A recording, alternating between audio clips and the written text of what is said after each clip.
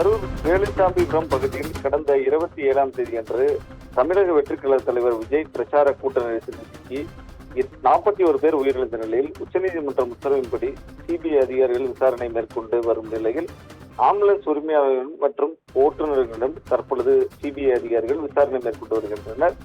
கரூரில் சிபிஐ அதிகாரிகள் விசாரணை கடந்த 17ஆம் தேதியன்று நடைபெற்று வருகிறது. தொடர்ந்து குறிப்பாக எஸ்ஐடி குழுவிடம் இருந்து பெறப்பட்ட ஆவணங்களை வைத்து எஸ்பி பிரவீன்குமார் தலைமையிலான சிபிஐ அதிகாரிகள் முதல்கட்ட விசாரணையை தொடங்கினர்.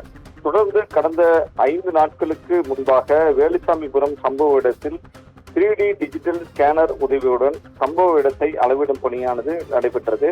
அதன் தொடர்ச்சியாக கரூர் சுற்றுலா மாளிகையில் தங்கியுள்ள சிபிஐ அதிகாரிகள் வேலுச்சாமிபுரம் பகுதியை சார்ந்த வியாபாரிகள் மற்றும் பொதுமக்கள் என இதுவரை 25க்கும் மேற்பட்ட நபர்களிடம் நேரில் கண்ட சாட்சிகளை பொறுத்தவாறு அதற்கான விசாரணை நடைபெற்று வந்து கொண்டிருக்கிறது. மேலும் வேலுச்சாமிபுரம் பகுதியை சார்ந்த பாதுகாப்பு பணிகளில் ஈடுபட்டிருந்த 12 காவலர்கள் மற்றும் 7 உதவி ஆய்வாளர்கள் சிபிஐ அதிகாரிகள் முன்பு ஆஜராகி விசாரணையை மேற்கொண்டு வந்தனர்.